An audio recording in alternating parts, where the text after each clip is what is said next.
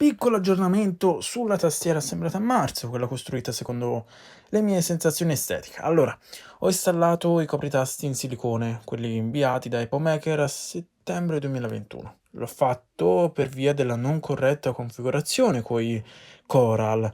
Ha vari nomi questo set, ma quello più comune è questo, da quanto ho intuito sul web. Ditemi se questi ci stanno meglio oppure se sono più giusti quelli precedenti, accostandoli naturalmente con la scocca, perché è questa che va a incidere sull'aspetto finale. Non so se mi son fatto capire. La protagonista di oggi però è lei, la Dareu. Io pronuncio Dareu, poi Ho controllato e si dice Dero, ma mettiamola all'italiana in questo caso. EK871, modello specifico Trinity sì, GTR. Mentre la smonto, ve ne parlo un po', con qualche immagine in sovrimpressione.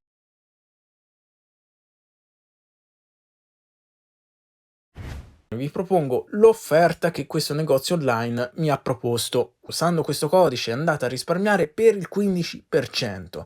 L'Italia ha 3 modalità di spedizione che va dal gratuito ai $10. Inoltre, vengono messi ulteriori codici sconto e magari una tastiera del genere può finire in qualche promozione, come la Back to School valida per un mese, 10 agosto, 10 settembre. Tutti i link necessari sono in descrizione, ricordatevi di passare da lì, così indirettamente date un sostegno al sottoscritto, in modo da portarvi altre tastiere con altrettanti sconti.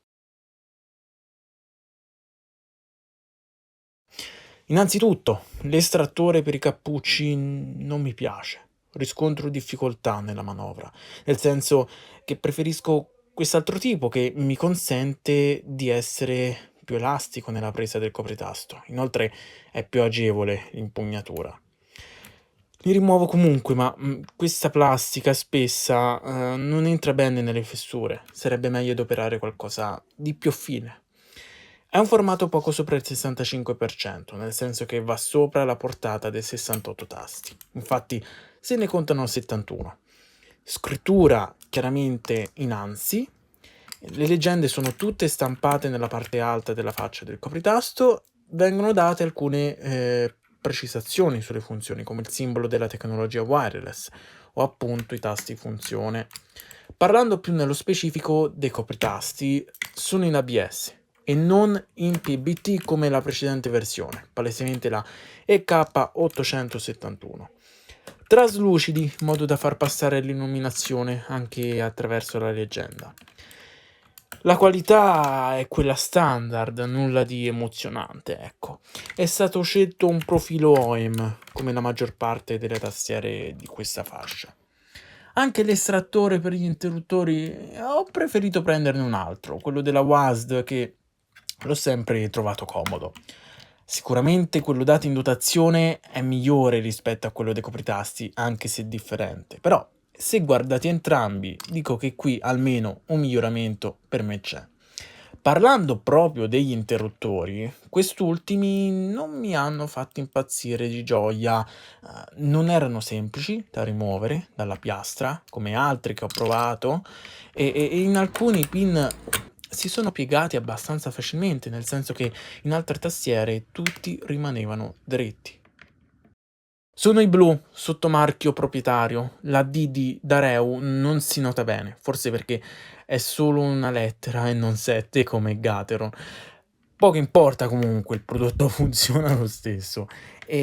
Commercialmente ci sono 3 alternative: i neri, i rossi e i marroni. Vi dico solo che i blu sono fra i più rumorosi. Se desiderate il silenzio, optate per i neri, a esempio.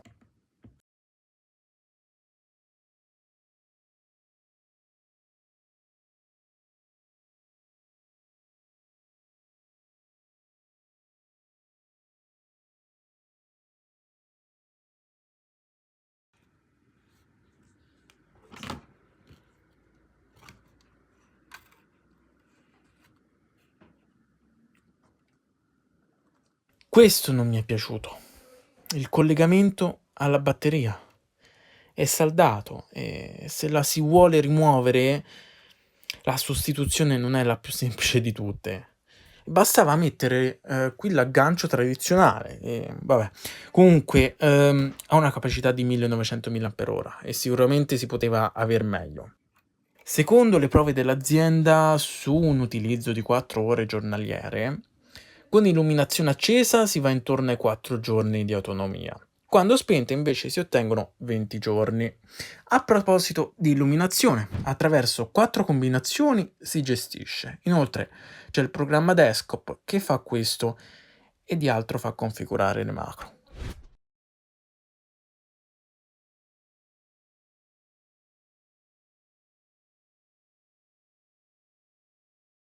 Anche la piastra non m'è piaciuta. Magari è solo un mio caso e l'ho trovata rovinata con diverse graffiature.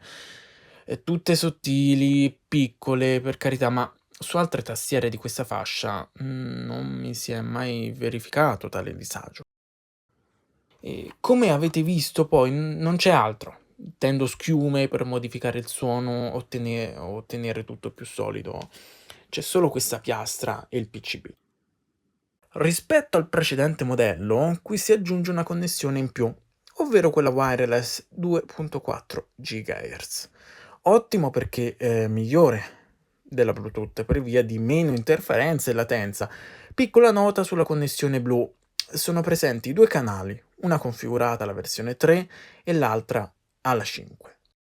Per ultimo metto i piedini, che li ho apprezzati, non tanto per la fattura, ma per come sono stati ideati.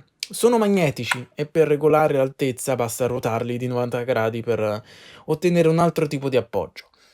Un altro vantaggio di essere così modulari è la personalizzazione, così siete più facilitati a colorarli con qualche vernice apposta, che ne so, oppure semplicemente sostituirli con degli altri di differente tipo.